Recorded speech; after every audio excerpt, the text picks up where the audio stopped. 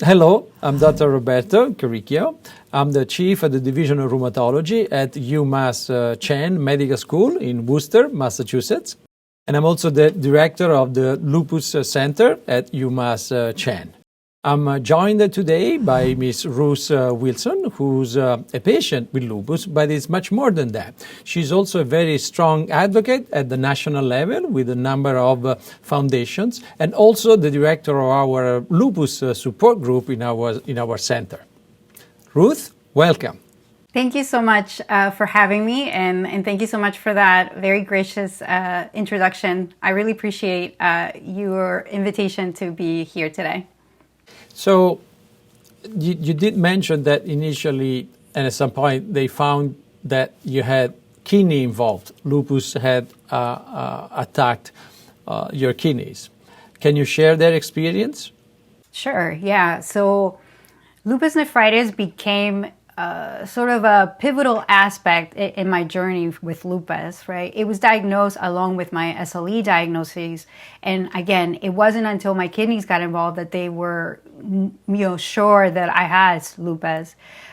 So following the symptoms, such as I had edema on my hands and my feet, I had that frothy amber colored urine, I had like high blood pressure and this weight gain, right? And I had extreme back pain.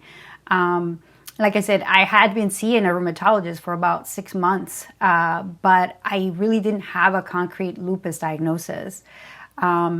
So I think it just goes to show you how complex this disease is, right? That you can have all these symptoms and your lab work sometimes doesn't really reflect what you're feeling.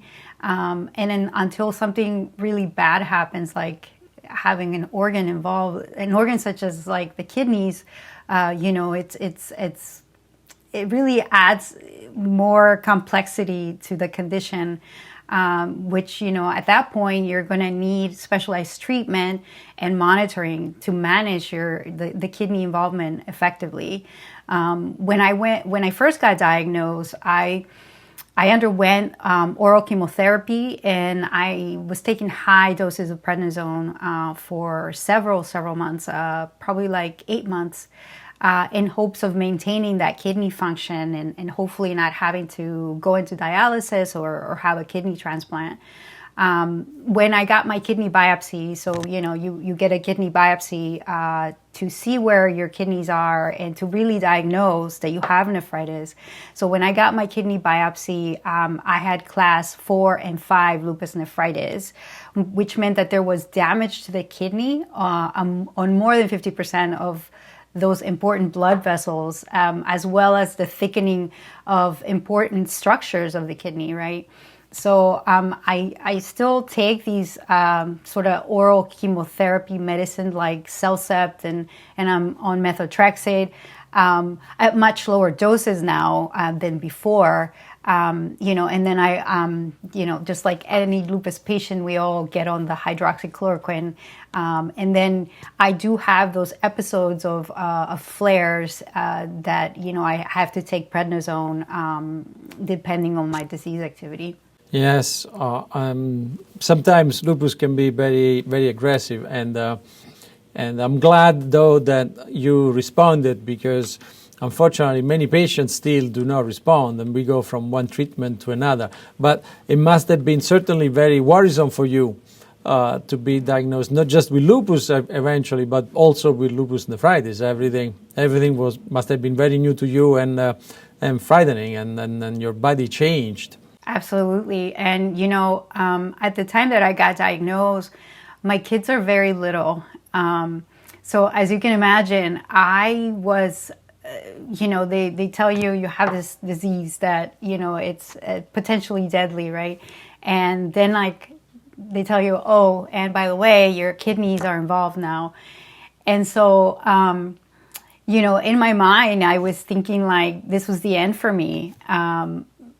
Especially because at the time I didn't know anything about lupus, right? So I had that period of grief and of thinking like, like this is the end of my life, and what's going to happen to my children who are very small still and need their mom, right?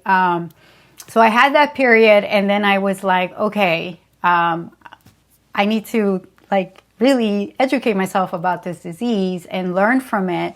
And I'm not going to let it get me down. Like, I'm going to learn everything I can, and I'm going to do everything I can, to sort of deal with it, and to make sure that that I'm not one of those stories where the medication doesn't work, or so I just started like researching other things, like, okay, what else can I do to sort of help me with this disease, not just the medical intervention, but what things can I do on my end to make sure that I'm well for my family and for my kids, right? I started eating better. I have a very strict diet of like, I don't eat gluten or dairy. I try to exercise 3 times a week. I started to do all these things, but it's scary because like just the lupus diagnosis itself is daunting, and then once you add the complexity of having kidney involvement, that also adds more to that whole overwhelming feeling, for sure. Thank you for sharing that.